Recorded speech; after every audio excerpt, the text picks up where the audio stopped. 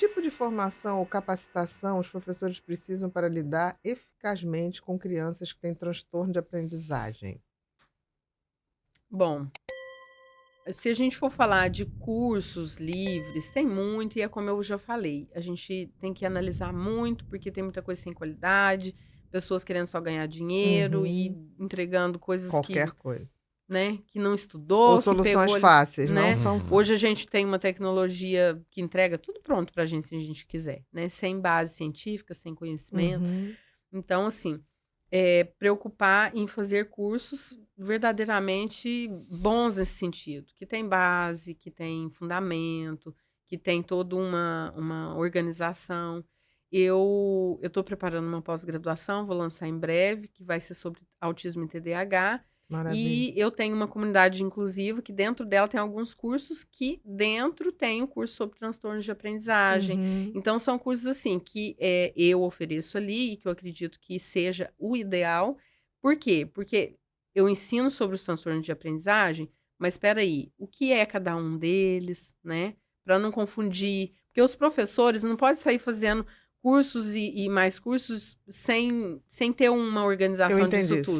Sem uma estrutura Não, que ele aquilo que tem que fazer o basicão bem feito. Vamos ver a exatamente. coordenação, vamos ver a audição, Isso. vamos ver para poder tem que ter uma estrutura onde você vai montando o raciocínio Isso. diagnóstico. O raciocínio tem que ser diagnóstico. Eu amo as áreas profissionais que são, como que eu falo quando olha várias, o médico quando olha várias, Multidisciplinar? não, quando o médico olha integrativo, É. Integrativo, quando ele pode olha como um falar, pode todo, falar. isso. Holístico, O Um olhar integrativo. como um todo para esse Isso. paciente, O, não só o naquela área. professor ele pode ser assim também. Pode. Então, se ele vai trabalhar ali com a área de educação, de ensino e tal, e ele quer se formar, se capacitar a respeito, primeira coisa, onde é que acontece toda a aprendizagem? No No cérebro. cérebro.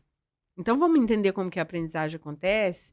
Por que que eu falei aquela hora que eu gosto do lobo frontal? Porque é onde a gente recebe os primeiros estímulos ali, visuais, os táteis, né? E tudo mais. Aí ali acontece toda aquela organização, as memórias, o hipocampo trabalhando, né? Para registrar e tal. Tudo Então, passa por ele. se a gente que vai ensinar não tiver conhecimento sobre isso, o que que acontece, Bia? Tá tudo bagunçado, sabe? Exatamente. Olha, uma questão muito que vai ajudar bastante a gente a entender o que que é melhor e o que que não é, são professores que vêm já há anos trabalhando com alfabetização e fala assim, eu trabalho com o método tal, o fulano cicrano, tem vários métodos, né? Eu trabalho com os tradicionais, vou dizer.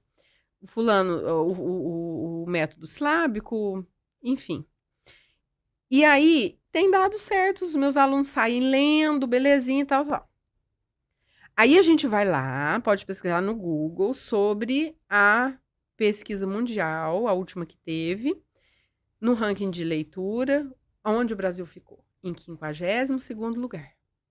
Será que tá dando certo? Não. Ele saiu lendo ou ele saiu decodificando? Então, que cursos são esses que prepararam até agora? Falou de cérebro? Não falou. Não dá para Aí falar o de aprendizagem único sem eu falar de defendo cérebro. com unhas e dentes e eu brigo por ele é o método fônico. Por quê? E não é fechado também. A gente tem que seguir várias estratégias. Não é um método fulaninho, cicraninho, baseado naquilo ali, não.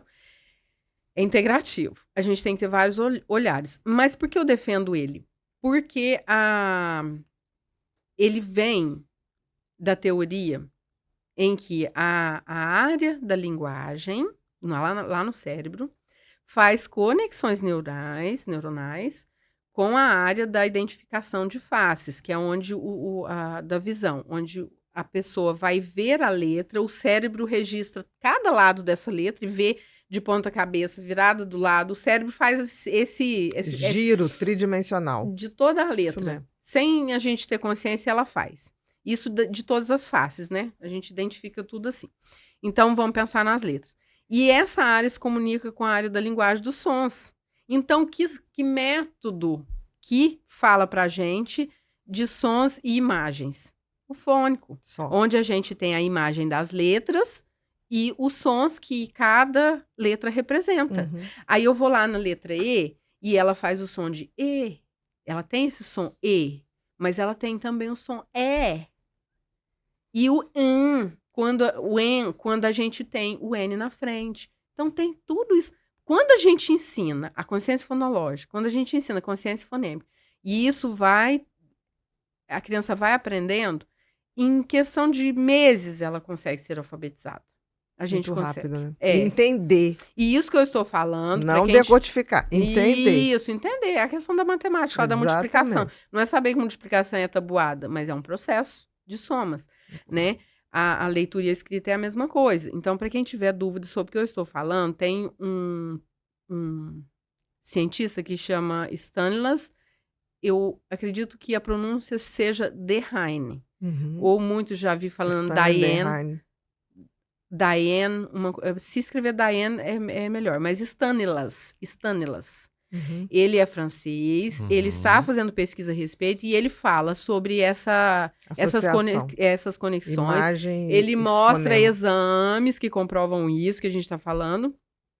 E ele fala, gente, sinto muito os professores entender mais como o motor do carro funciona do que como os seus alunos aprendem.